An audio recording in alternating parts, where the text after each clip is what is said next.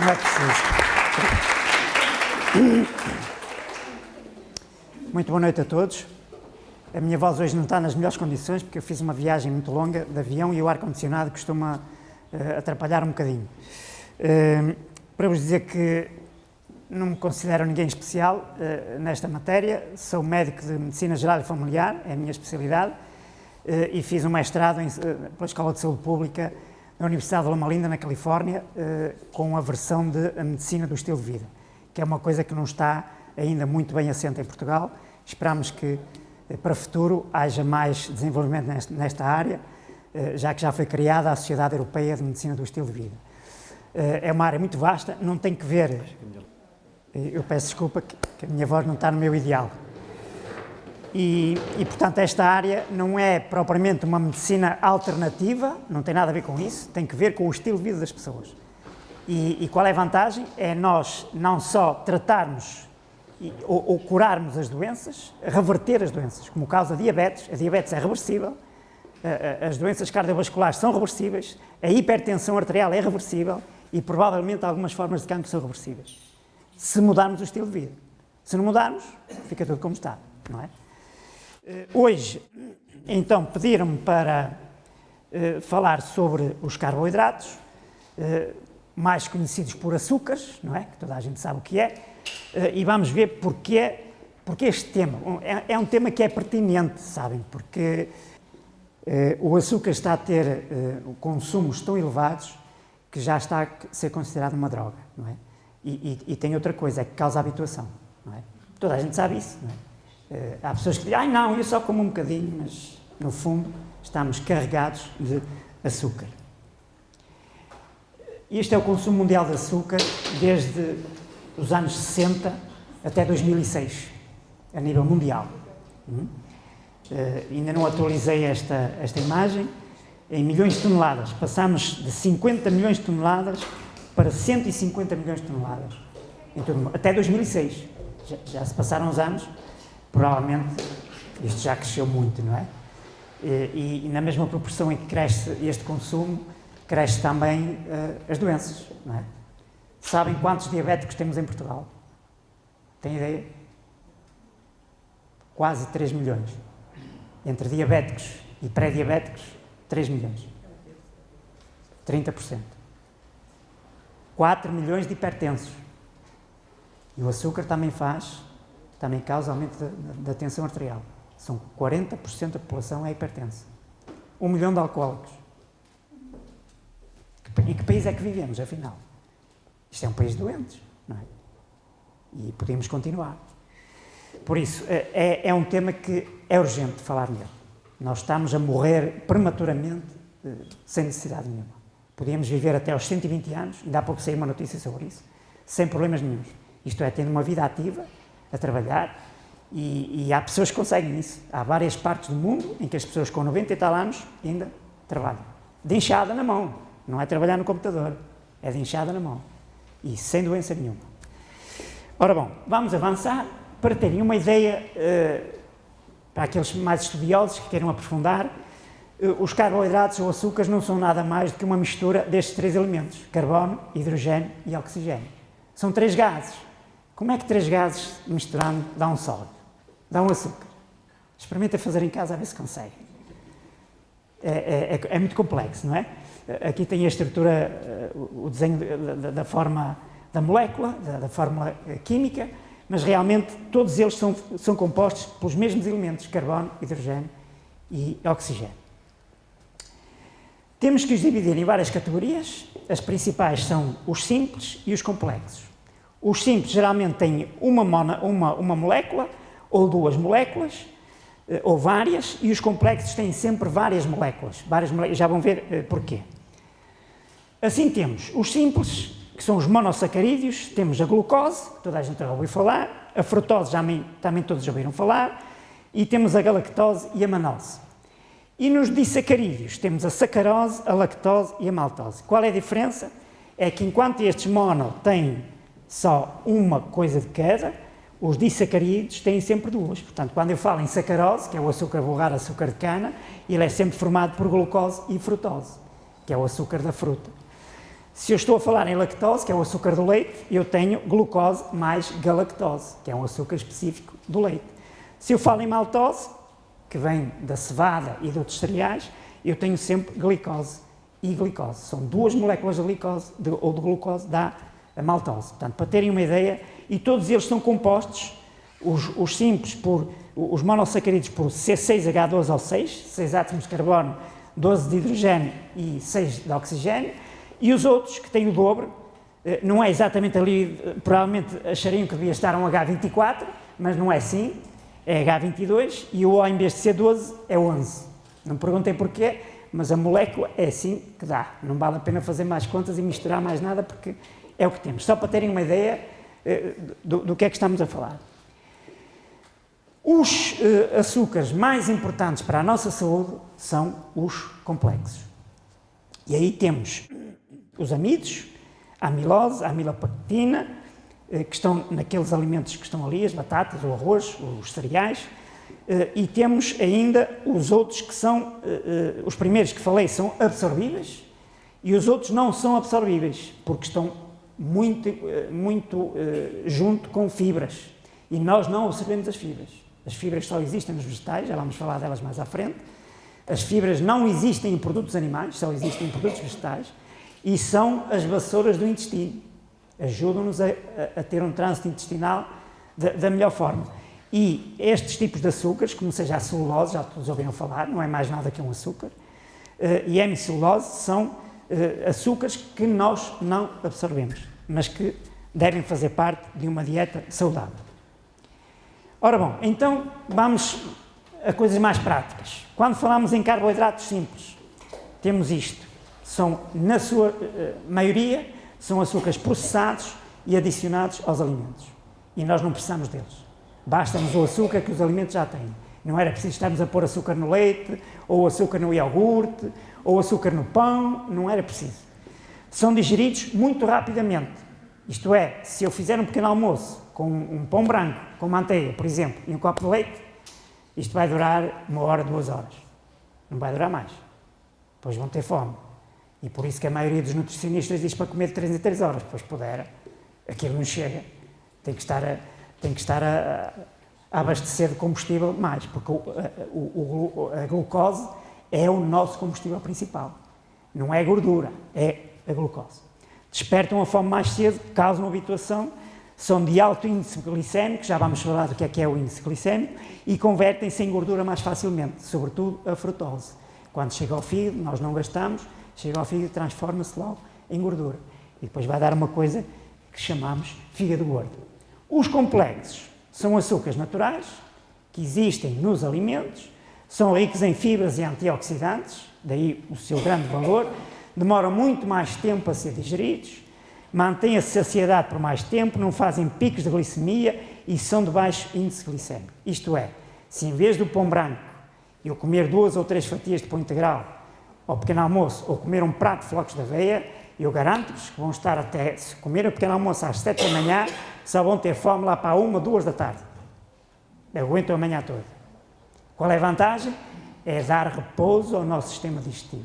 O nosso sistema digestivo não é uma máquina para estarmos sempre a meter comida cá para dentro. Devíamos estar 5 horas sem comer. 5, não é as 3 que os nutricionistas recomendam. 5. Nós precisamos de 5 horas entre cada refeição. Agora, isto só é possível com alimentos integrais. Com alimentos refinados não se pode fazer, porque ao fim de 2 horas já estão cheios de fome. Entenderam a questão? Temos ainda mais características, são usados para energia, diminuem a inflamação por causa dos antioxidantes, baixam o cortisol, que é a hormona do stress, nós ficamos mais calmos, melhoram o humor por causa da produção de serotonina, que é o antidepressivo natural que nós temos. Não é? Quando tomamos antidepressivos, os medicamentos vão atuar para que esta serotonina não se esgote e fique por mais tempo em circulação para nós sairmos daquele baixo humor que temos e conseguimos melhorar o nosso estado psicológico. Portanto, estas são as principais vantagens dos chamados carboidratos complexos, que só existem em produtos integrais e vegetais, não existem nos produtos animais. Vamos falar um bocadinho da frutose. Aqui há pouco tempo veio a fama da frutose. como a frutose, que é melhor que o açúcar, que é melhor que a sacarose, é um erro. Supostamente a frutose devia ser dos frutos, não é? Frutose é o açúcar da fruta, mas a frutose que se está a vender aí, quer a que se vende já em pacotes, quer a que está dentro das bolachas, dos iogurtes, dos chocolates, é amido de milho. Não é frutose da fruta, é amido de milho, porque é muito barato produzir milho. Produzem-se milhões de toneladas de milho, e desses milhões de toneladas de milho que se produzem em todo o mundo, só 1% é que vai para a nossa alimentação. Todo o resto vai para o gado. Portanto, quando estamos a comer carne, já estamos a comer lá alguma frutose, provavelmente. Bom, então, a frutose normalmente é constituída por glicose mais frutose nesta percentagem. Mas quando usamos o amido de milho, quem é que gosta de leite creme? Toda a gente gosta de leite creme. A maior parte das pessoas. E sabem como fazê-lo. Como é que fazem? Não digam o nome, mas é uma marca que diz má, não é? Que isto está a ser gravado. E o que é que lá diz? Amido de milho. É frutose pura. É o pior para a nossa alimentação. Porque é muito rapidamente absorvida, não é gasta e vai se transformar em gordura no fígado. E se fizer uma ecografia hepática, a maioria das pessoas lá vai dizer assim, esteatose hepática, ou seja, fígado gordo. E é a partir daí que vão surgir as doenças todas. Diabetes, hipertensão, cancro, doença cardiovascular e depois, para completar o quadro, uma depressão, fica muito bem. Que é o que acontece na maioria dos casos. Portanto, esqueçam a frutose, não comprem frutose e não usem alimentos que tenham frutose. Só que há aqui um problema, é que a frutose pode aparecer disfarçada, com outros nomes, como sejam estes todos.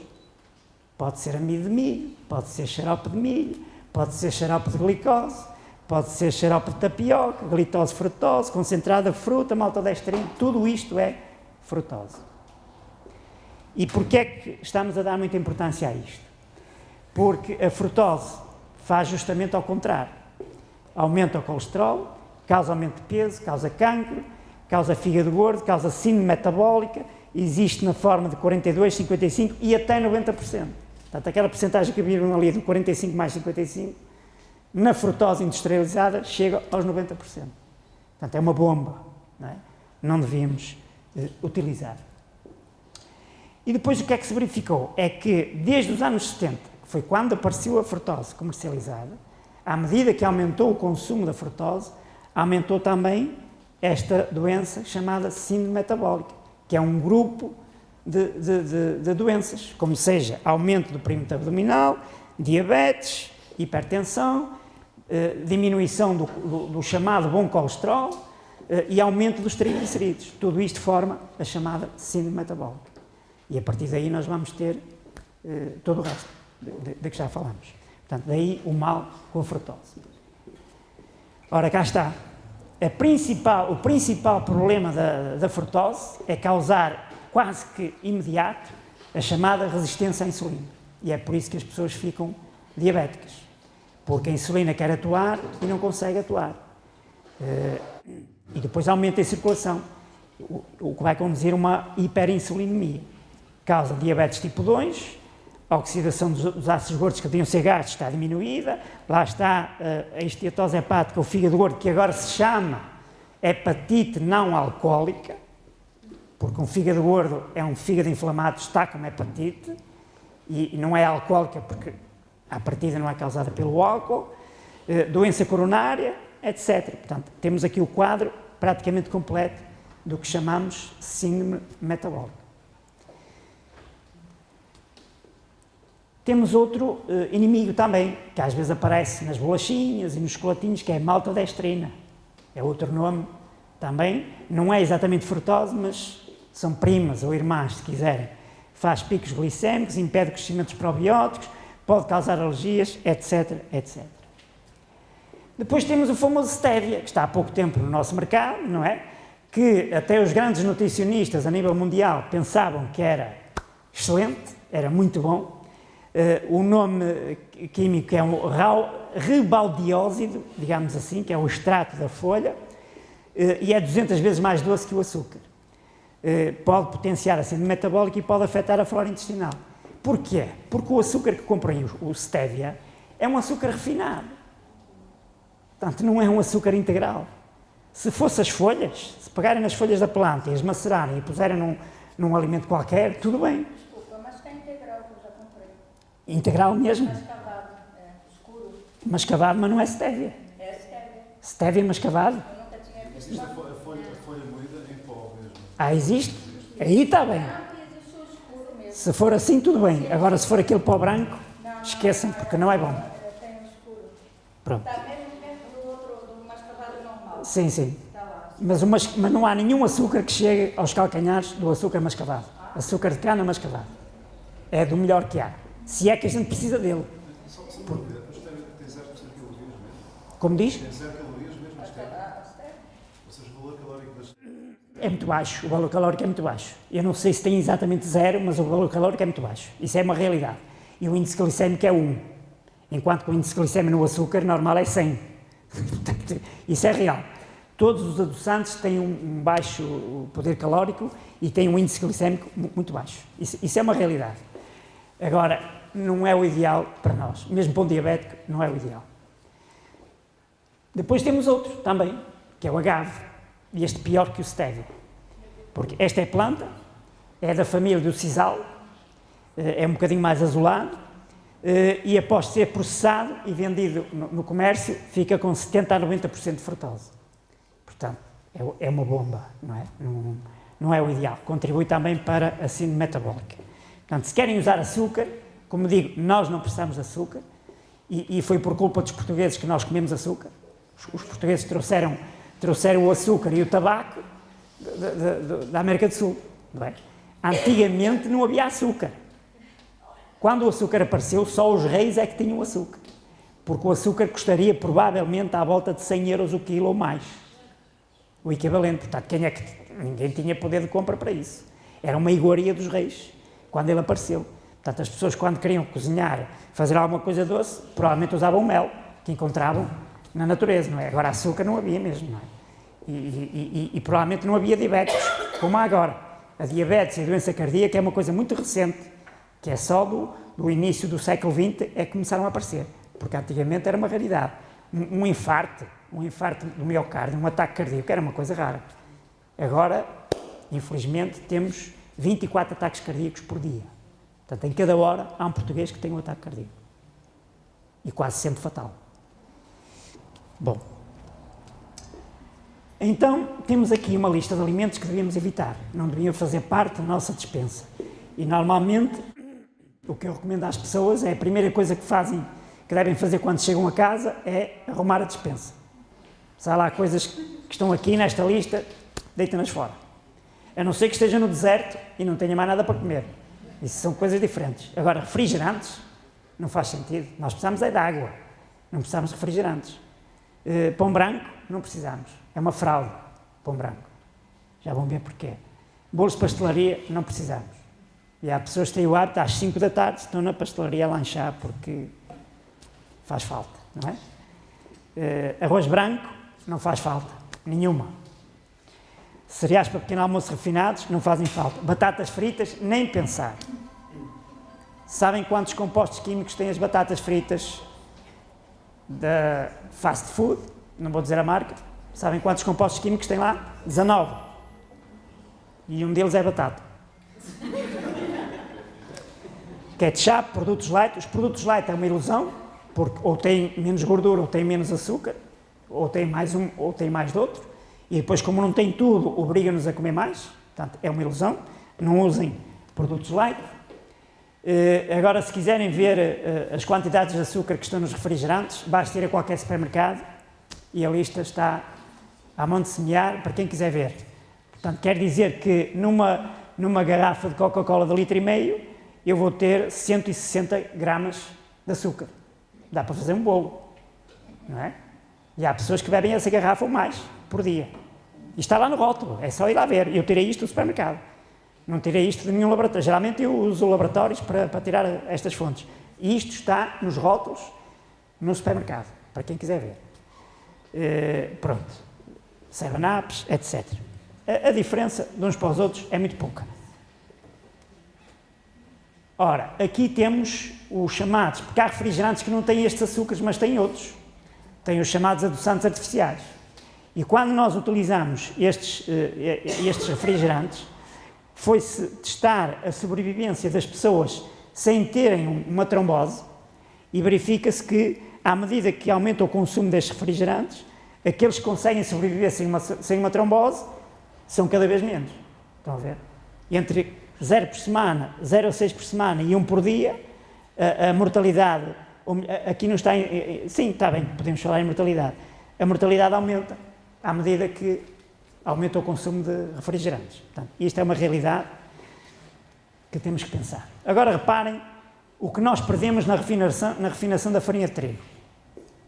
Logo à partida, 50% do cálcio foi para o lixo.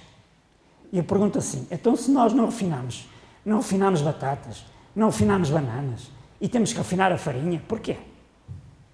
Há aqui alguma coisa que não está bem. A nossa sociedade não está a pensar muito bem nisto, não é?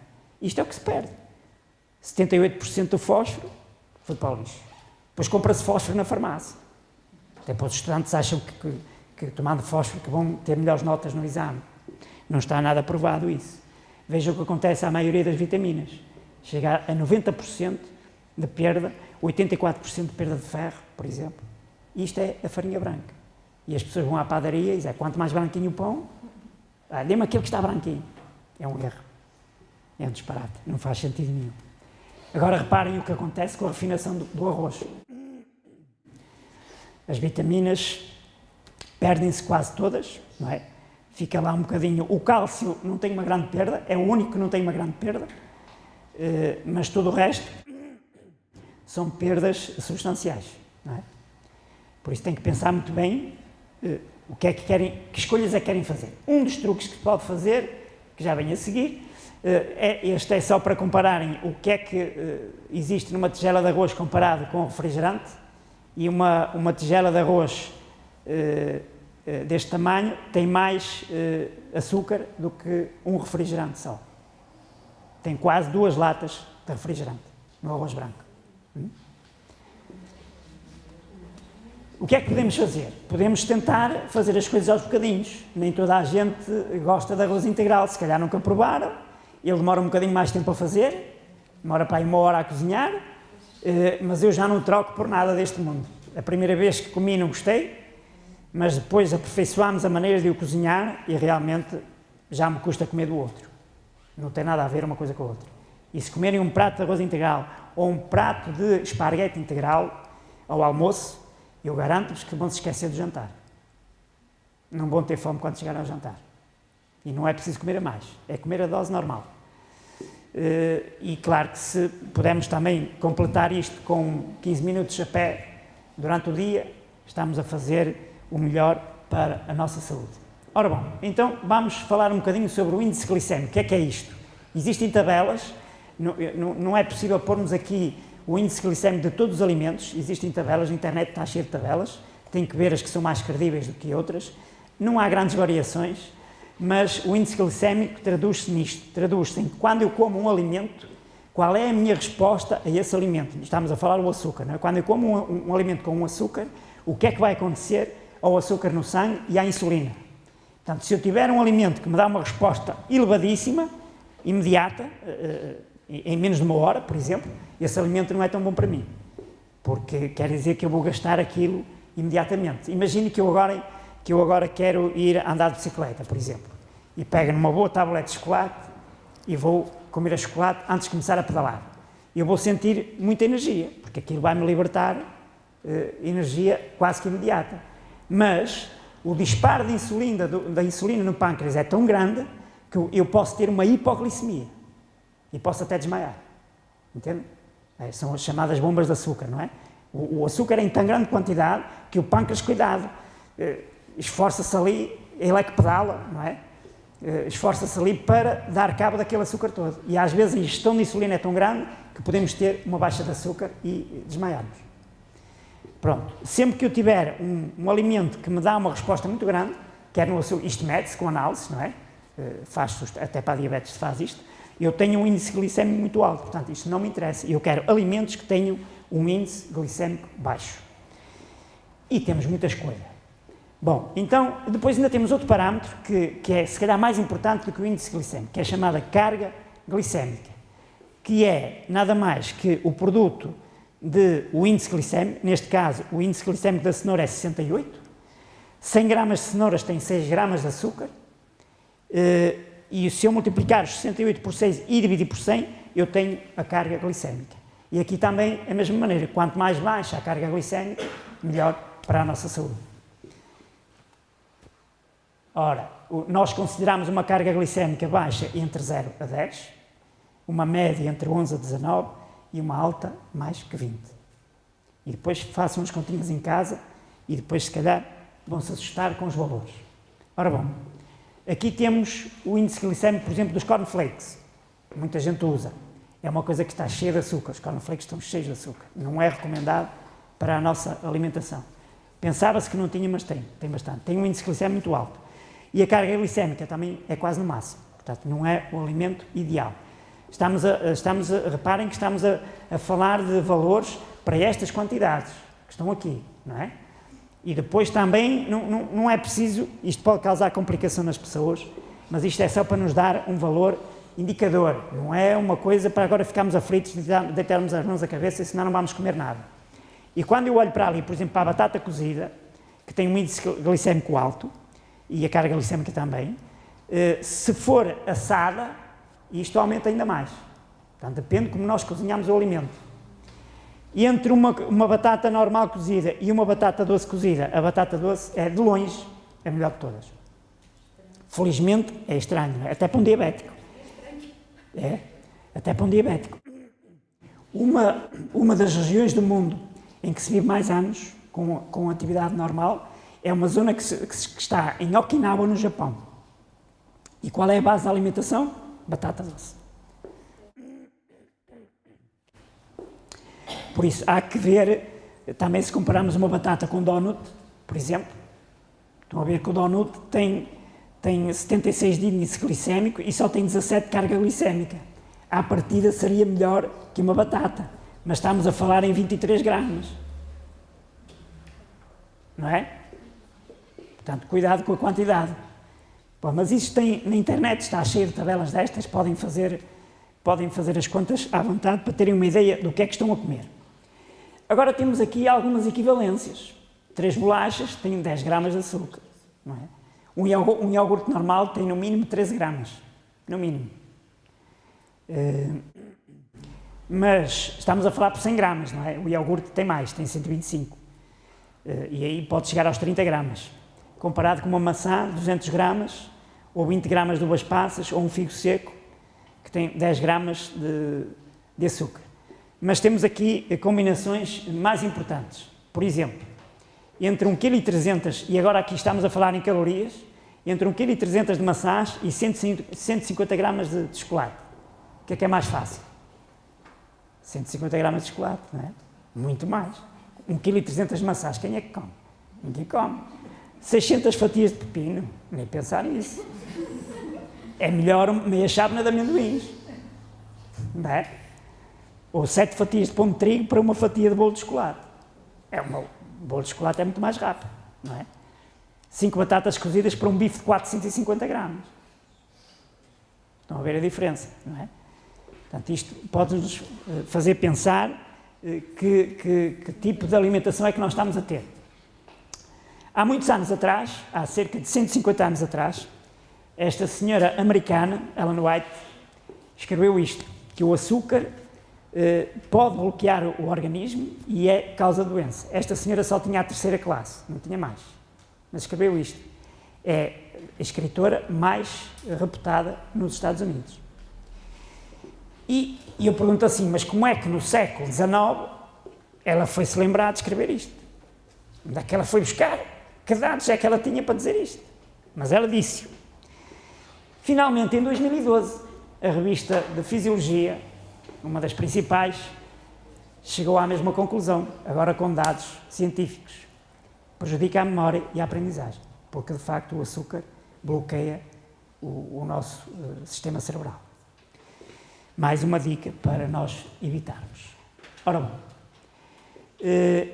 quando falamos em hidratos de carbono como parte da nossa alimentação natural e quando falamos no aporte total de calorias que temos que ter diariamente, essas calorias, 60% têm que vir destes hidratos de carbono. É o nosso combustível, nós precisamos de hidratos de carbono. Se utilizarmos o açúcar adicionado, o limite estabelecido há pouco tempo pela Organização Mundial de Saúde é de 25 gramas.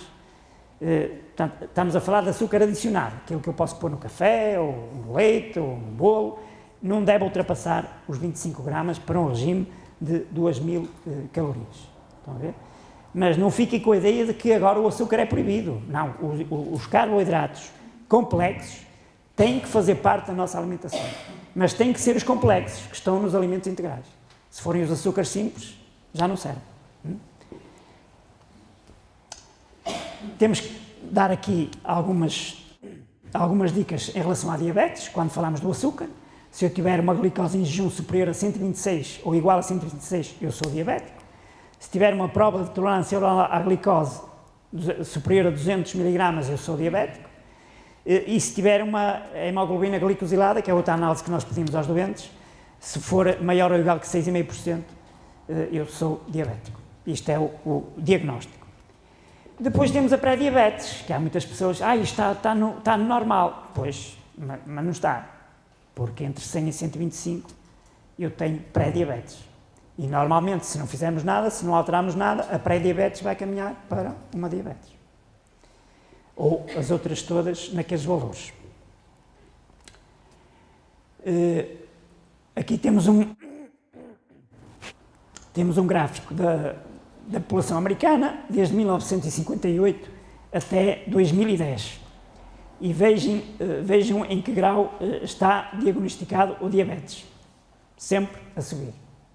Desde os anos 50 até agora, a diabetes sempre a subir. Já são mais de 20 milhões de americanos com diabetes. E em Portugal, como é? Não é muito diferente. Só que nós não temos dados de 1950. Só temos a partir de 1992. Mas o retrato não é muito diferente, não é? Isto é feito por um grupo de médicos chamados os médicos sentinela e quer para homens, quer para mulheres, a tendência é para subir. Aqui estamos a falar de incidência, que é o número de novos casos por ano. Sempre aumentar, aumentar, aumentar. Quando nós falamos de diabetes, e temos que falar dela, porque, como estão a ver, está-se a tornar uma epidemia, não podemos falar só da questão do açúcar. Muitas pessoas, se calhar a maioria, pensam que o culpado da diabetes é o açúcar. Não é. O culpado da diabetes é a gordura. Não é o açúcar. O açúcar depois acaba por aumentar. E como é que se chegou a saber isto? Então foi muito fácil. Porque é que a glicose aumenta, não é? Porque é que o açúcar aumenta no sangue e as pessoas começam a ter problemas, porque o açúcar em grande quantidade a circular vai danificar as estruturas dos órgãos, nomeadamente do fígado, do coração, do rim, dos olhos.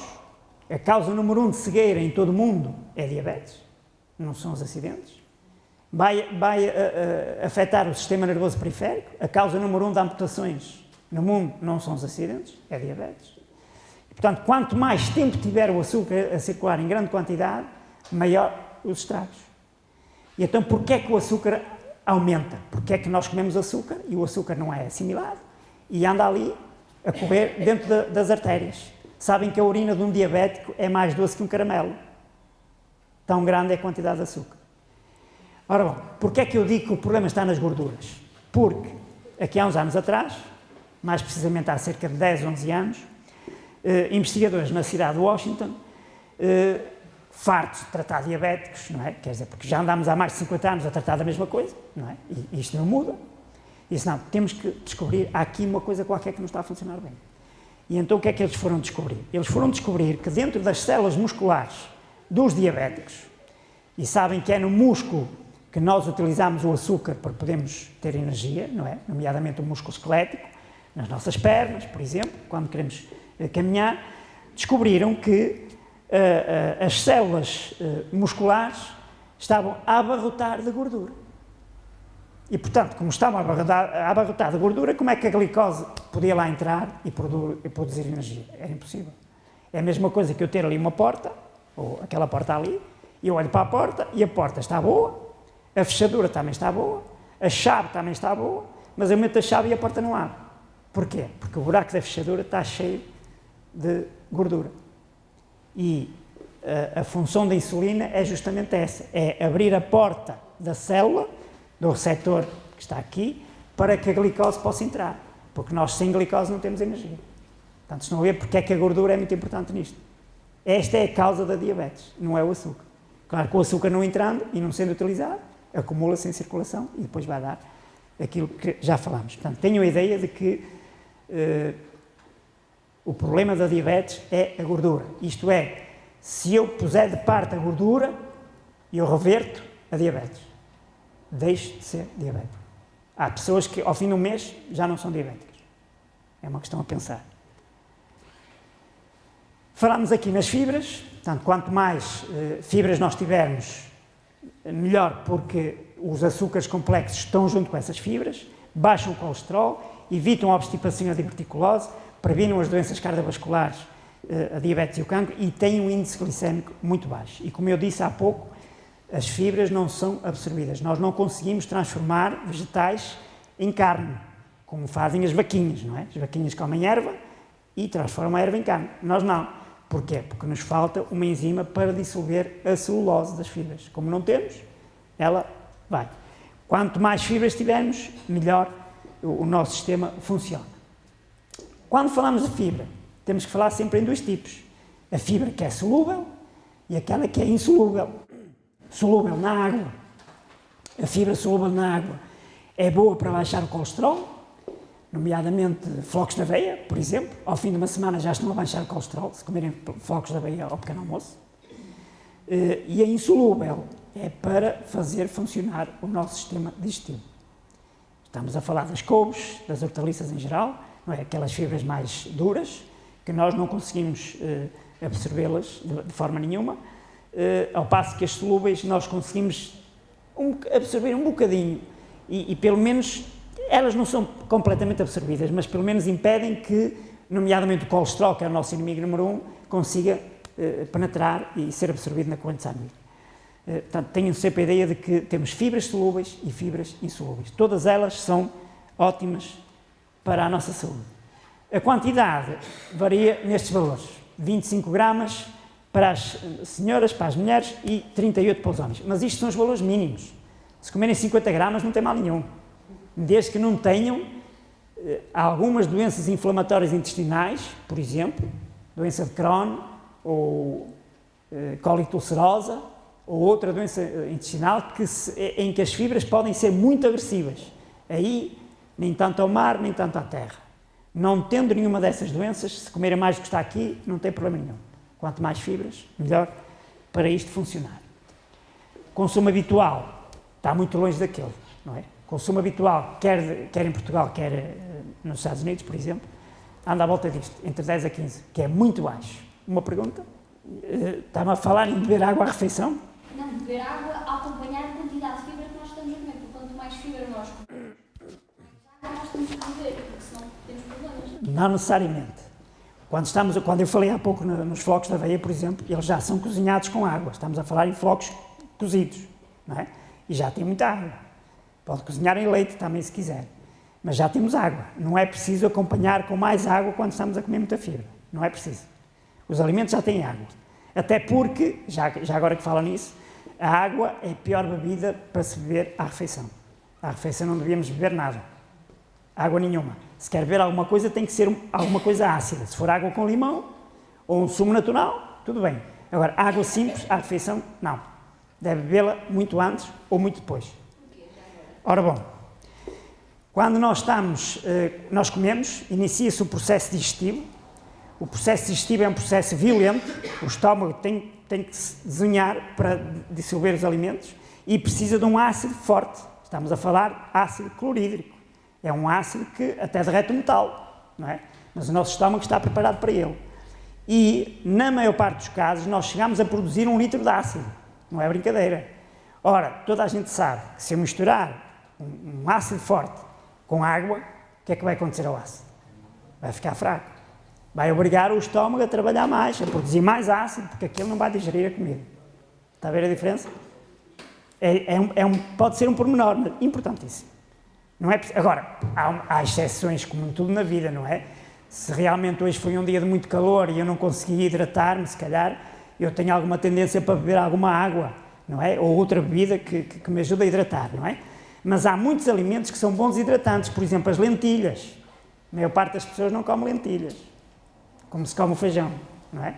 É do que há de melhor para hidratar, porque a lentilha absorve muita água. Portanto, é um bom hidratante. Há montes, o feijão em si também, montes, os legumes em geral, todos têm água. Portanto, não é obrigatório que eu aumente, eu tenho que aumentar realmente a ingestão de água, mas por outras razões, não por causa da fibra. Está bem? Agora, sabem que em muitas situações há pessoas que exageram muito. Por exemplo, há para aí umas curas milagrosas que eu já ouvi falar, como sejam as curas de uvas. Já ouviram falar? Há pessoas que têm uma doença qualquer, o dia inteiro comem uvas. E se comerem as uvas em grande quantidade e elas forem mal mastigadas, e a maioria das pessoas engole a comida, não a mastiga, aquilo vai-vos entupir o intestino, de certeza absoluta. O mesmo aconteceu em alguns centros de saúde aqui em Portugal, pessoas que se foram queixar ao médico porque veio a moda das sementes, e eu digo, bem-vinda a moda, porque as sementes são boas, mas empanturraram-se com as sementes, não é? E as sementes aí sim, se bebermos sementes com água, aquilo vai dilatar de tal maneira que vai entupir o intestino. E depois foram a correr para o centro de saúde com o intestino entupido por causa disso. Ora, aquilo é para comer, as sementes não se devem comer assim, têm que ser moídas primeiro. Porque se comemos as sementes inteiras, muitos nutrientes vão para o lixo. Nós não absorvemos as sementes. O nosso estômago não tem capacidade para digerir as sementes. As sementes têm que ser moídas. A sésamo, a chia, etc. São excelentes para a saúde, é o que há de melhor nos famosos ômega 3, mas têm que ser moídas. Já viram os passarinhos a comer, os canários? O que é que eles fazem? Descascam. Eles não comem inteiro, porque senão não conseguiam digerir aquilo. Nós temos que moer as sementes. Portanto, não é para comer quer as sementes, quer as uvas, por exemplo, engolir aquilo, depois aquilo não se dissolve tão bem e entope o intestino. Não é? E depois, em alguns casos, não sei como é que vão fazer aquilo, se vão fazer alguma endoscopia, não faço a mínima ideia. Sim. Sim. Se exagerar nas fibras, pode ter problemas. Então, quanto é que é, por exemplo, para mulheres e quanto é que é para homens no máximo? Não lhe posso dizer um valor específico para isso, mas, por exemplo, porque agora também veio aí uma dieta nova que é a dieta dos crus. Ora, o brócolis é muito mal digerido. Nós não temos um estômago igual ao das vaquinhas para digerir assim os vegetais, entendem? Portanto, o brócolis, para ser bem absorvido, tem que ser cozido. Cozido a vapor, também se for cozido demais, também perde propriedades, não é? Agora, se tiver uma doença de Crohn ou uma colite ulcerosa e for comer brócolis ou nabiças, por exemplo, cruas, vai ter problemas. Provavelmente vai sangrar, porque é uma agressão muito grande para o sistema digestivo. Portanto, nós não temos o intestino da maior parte dos herbívoros, nós não somos herbívoros, também não somos carnívoros, nós não temos dentição de carnívoros. Já repararam a diferença entre a nossa dentição e a dentição do gato que tem lá em casa? Ou do cão? Não tem nada a ver. Nós não somos carnívoros, não estamos preparados, e por falar nisso, tenho que vos dizer que não há nenhuma maneira segura de comer carne. Cada vez que estão a cozinhar a carne, estão a produzir químicos que são cancerígenos. A única maneira segura de comer carne é comer o animal vivo. É. Agora imaginem-se atrás de uma galinha ou atrás de uma vaca e comê-la dentado. Nós não estamos preparados para isso. Temos que ser realistas, não estamos. Nós fomos feitos para comer frutas e sementes. Mesmo as alfaces é discutível. Não é o alimento ideal. Não quer dizer que não as comam. Podem comer à vontade, não tem problema. Mas o ideal é frutas e sementes. E alguns têm que ser cozinhados, não é? Ninguém come feijão seco, não é? Já experimentaram? Nem caem nisso. Porque aí vai entupir mesmo. Não tem hipótese. Há alimentos que têm que ser cozinhados para nós tirarmos melhor partido. Também não comemos a farinha às colheres, não é? Fazemos pão. Porque o pão cozinhado, a farinha cozinhada, é melhor absorvida. Portanto, temos que ter bom senso e não nos, eu vou usar outra palavra, que é não nos fanatizarmos, senão ficamos doentes e não é possível nós estamos isto para ser feito. Sabem como é que era? Para eu saber o que é que estou a comer. Era pegar nos alimentos e agora eu tenho aqui o prato e vou pesar. Eu quero saber quanto cálcio, quanto ferro, quanto isto é que eu vou comer hoje ao pequeno almoço ou ao almoço. Isto é impraticável, não se pode fazer, senão ficamos doentes, não é? Eu hoje não comi o ferro todo, caramba, tenho que ir buscar aqui. Não pode ser, não é? Temos que ter o bom senso de vermos as coisas globalmente e fazermos uma alimentação variada, se possível, em todos os grupos alimentares. Eu pus esta imagem aqui porque nós estamos a falar dos açúcares, aqui podiam ser os açúcares também, mas eu vou-vos dar um exemplo da proteína, porque há até muitos nutricionistas a falar nisto e eu acho que a história está muito mal contada. Porque as pessoas preocupam-se com os açúcares e com a gordura e não se preocupam com o excesso da proteína. Eu tenho aqui um pequeno almoço que provavelmente não é o pequeno almoço tradicional aqui em Portugal, não é? Consiste numa omelete de queijo, presunto e 3 ovos. Poucos portugueses devem fazer um pequeno almoço destes. Mas eu admito que há alguém que faça. Eu conheço pessoas que comem o bacon, chamado bacon ao pequeno almoço. Bom, mas isto não é o típico, não é? Ora, depois temos batatas, etc. Temos aquilo tudo, almoço, jantar, pequeno almoço. Aquilo que está recomendado para um peso de 65 kg de proteína são 50 gramas. Isto é o que está recomendado. E se nós olharmos para ali, com exceção do pequeno almoço, o resto até nem é assim muito mal, não é? Já repararam, não é? Comer um hambúrguer ao almoço, batatas fritas, batido de leite, frango frito, fruta. A fruta não é chamada para aqui, a maior parte das pessoas que comem isto não come fruta, não é? Depois ao jantar é um bocadinho melhorado, umas ervilhas, está uma salada mista, pronto. Até não está muito mal, se não fosse aquele pequeno almoço, não é? E eu continuo a dizer, o recomendado para este peso são 50 gramas de proteína. Vamos ver o que é que aquilo deu. Aquilo deu 178. Mais de 3 vezes mais o recomendado. Agora eu posso fazer aqui os ajustes. Vou tirar aquele pequeno almoço, fico só com 2 torradas com manteiga, com pota e um café com natas. Está mais parecido com o pequeno almoço português, não é? Sumo de laranja, tirei-lhe dali o leite, ficou só o frango frito, as ervilhas e mais nada. 110. O que é que querem tirar dali mais? Sim, mas a batata frita só tem 3. Mesmo assim, é que as outras coisas também têm proteína. Estão a entender? As pessoas pensam que só a carne é que tem proteína. Não, o resto também tem proteína. Portanto, o somatório é enorme. O somatório da proteína, mesmo em dietas feitas por nutricionistas, em hospitais, vai dar muito mais que os 50 recomendados. E o que é que vamos ter? O excesso de proteína vai dar excesso de ácido úrico. E o ácido úrico é que vai dar? Vai atacar as articulações e dar as doenças reumáticas que nós conhecemos. Além de que a proteína liberta exatamente a mesma energia que liberta o açúcar. As pessoas cortam o açúcar, não cortam nas gorduras. 1 grama de açúcar dá 4 calorias, 1 grama de gordura dá 9, e 1 grama de proteína dá 4, e 1 grama de álcool dá 7. Ninguém corta o álcool. Já viram? Cortam o açúcar que dá 4, o álcool não. O álcool dá 7. Há aqui qualquer coisa que não está a funcionar bem, não é? Pronto, eu vou terminar por aqui. Isto era só para vos dar a ideia de que existem outros açúcares cá dentro, não é? Não é possível falar dos açúcares todos numa sessão destas. Nós temos açúcar dentro das articulações, temos açúcar dentro das células, temos açúcar na pele, temos açúcar na cartilagem, nos nossos olhos, temos açúcares específicos que são do nosso organismo. Não temos tempo para falar nisso.